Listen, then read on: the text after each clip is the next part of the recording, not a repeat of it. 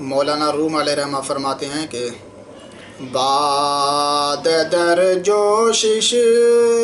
گدائے جوش ماست، چرخ در گردش اسیر ہوش ماست۔ فرماتے ہیں کہ بادہ کہتے ہیں شراب کو، بادہ در جوشش، شراب اپنے جوش کرنے میں، گدائے جوش ماست، گدا منا بھکاری، گدائے جوش ماست ہمارے جوش کا بھکاری ہے۔ ہمارے جو عشق کا جوش ہے، عشق کا جذبہ، اس عشق کے جذبہ و جوش کا وہ شراب کی جوش بھکاری ہے، یعنی شراب میں جو جوش ہے وہ ہمارے جوش سے ادھار لیا ہوا ہے، شراب کا اپنا جوش نہیں ہے، یہ ہمارے عشق کے جوش کا جوش ہے۔ شراب کے اندر جو جوش ہے وہ ہمارے عشق کا جوش ہے، یہ ہمارے عشق کے جوش سے لیا ہوا ہے۔ آگے فرماتے ہیں کہ چرخ در گردش، چرخ کہتے ہیں آسمان کو، چرخ در گردش، آسمان جو ہے اپنے گردش میں، اپنے رفتار میں، آسمان کے آپ سورج مشرق سے نکلتا ہے تو کتنی اسپیڈ کے ساتھ 10-12 گھنٹے میں مغرب کو پہنچ جاتا ہے۔ یہ سیاروں کی گردش، بادلوں کی گردش، یہ مشہور ہے آسمان گردش میں، اپنے تیزی میں مشہور ہے، آسمان بہت تیزی کے ساتھ گردش میں ہے۔ فرماتے ہیں کہ یہ چرخ در گردش اسیر ہے، اسیر من قیدی، یہاں مراد فریفت ہے، اسیر ہوش، ہوش من عقل، یہاں مراد ہے ہوش سے روح مراد ہے۔ چرخ در گردش اسیر ہوش ماست، فرماتے ہیں کہ یہ ہماری روح اتنی تیز ہے، اتنی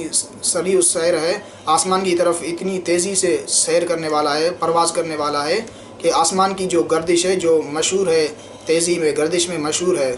وہ بھی ہماری اس روح کی تیزی پر فریفت ہے۔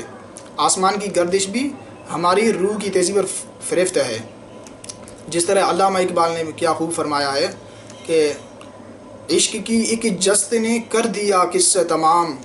عشق کی ایک جست نے کر دیا قصہ تمام، اس زمین و آسماں کو بے قراں سمجھاتا میں، اس زمین و آسماں کو بے قراں سمجھاتا میں۔